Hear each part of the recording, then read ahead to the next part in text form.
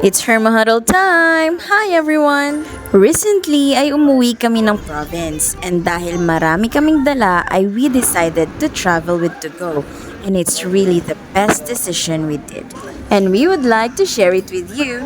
What we booked was a business class room since ang dami nga naming dala at syempre para komportable din kami sa biyahe.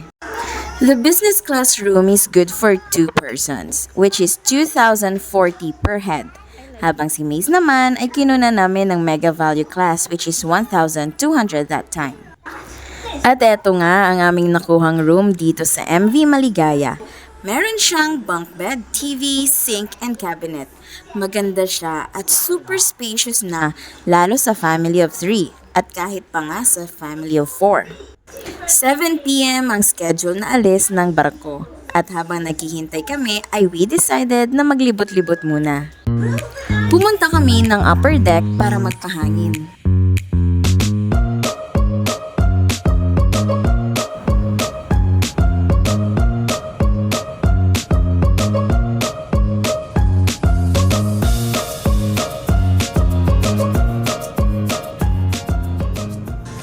At saktong pagbaba namin ay nag-announce na nga ng dinner. So pumila na nga si Daddy para sa food ng Mega Value Class habang kami ni Mace ay naghihintay sa restaurant for the business class. Eto nga ang kanilang food. Ang kagandahan sa business class ay meron silang 2 choices para sa ulam. Included na din yung soup, drinks at dessert. Marami din ang kanilang servings kaya mabubusog ka talaga.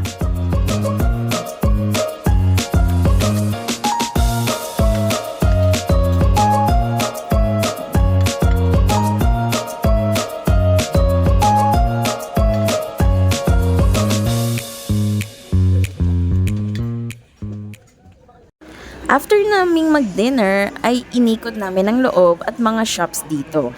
Yes, merong mga shops dito sa loob ng To Go Travel. They have KTV rooms too para sa mga gusto mag-karaoke, magdamag.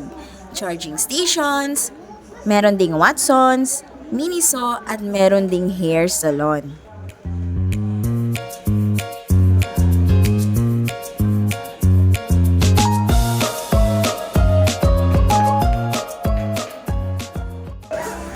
Maya-maya nga ay nakarinig kami ng tugtog kaya lumabas kami ng kwarto at pumunta sa common area.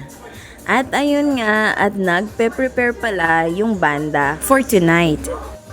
At ito naman si Mace ay bigla na lang pumunta sa gitna at sumayaw.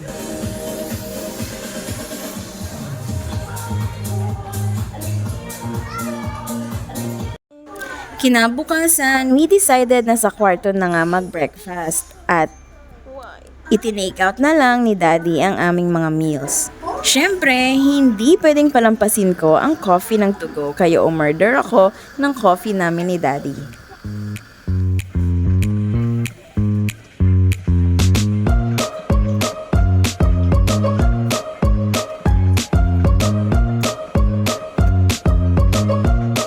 Nasa 6 a.m. na yan at nasa karagatan na kami ng Panay.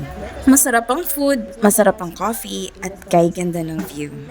This is the perfect breakfast that we have.